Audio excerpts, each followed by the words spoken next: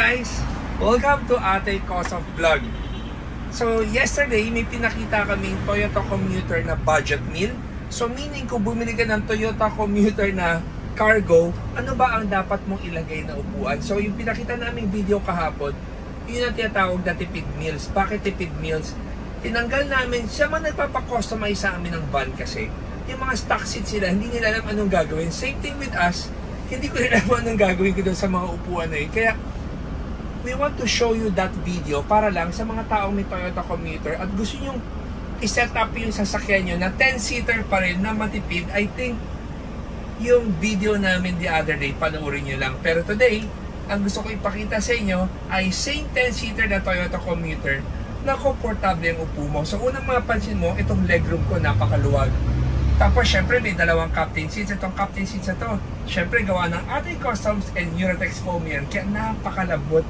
Ang dami nang napasayang artista, businessman, or local government official ng upuan ng Ate Customs. Dahil itong upuan ng Ate Customs, paulit-ulit namin sinasabi, ay talagang pinag-aralan itong design na to hanggang sa paghiga ng tao at pagdagdag mo ng foam sa likod para siyang may unan talaga habang bumabiyahe ka. And we call this high back seats ng Ate Customs. Pero from time to time, ina-update namin yung seats namin, pinapalitan namin design. Like in this case, itong seat back yan, pinalitan namin yung design para marami kaming mapapakita sa kliyente na iba-ibang pattern.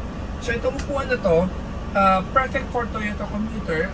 Pinagtabi nung may-ari ito para meron siyang access going sa second row. Ito yung first row na pinapakita ko. Iba pa yung sa harapan na. Kasi yung sa harapan talaga 3-seater na standard na yun eh.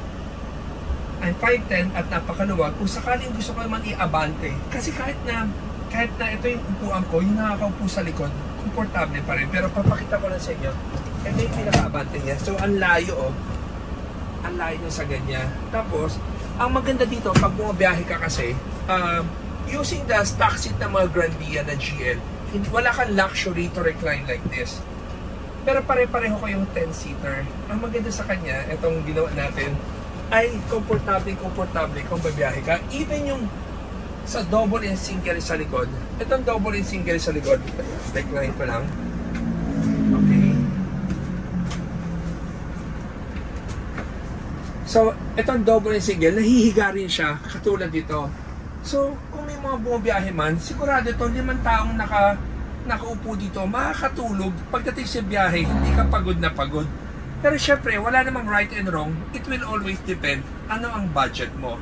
Kasi itong setup na budget na to, mas mahal. Pero syempre, mas komportable ka. Kung sakali naman pinili mo yung stock seats ng GL, okay din siya sa mga short distance sa biyahe.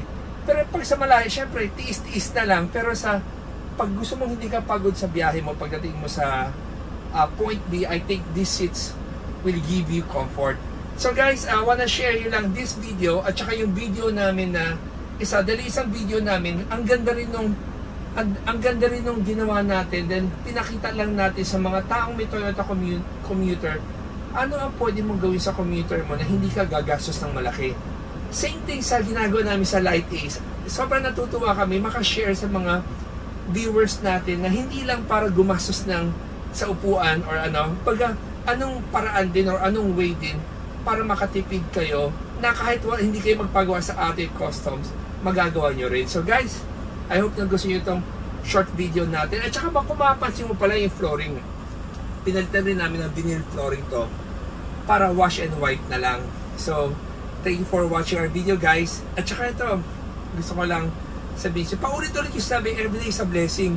Alam mo, sa mga viewers natin na nasasaktan dyan or may dinadalang whatever, health issue or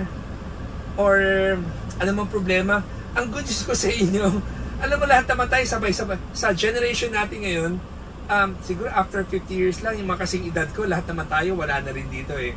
So wag mo na masyadong isipin yung mga problema mo or mga hatred mo to other people. Let it go.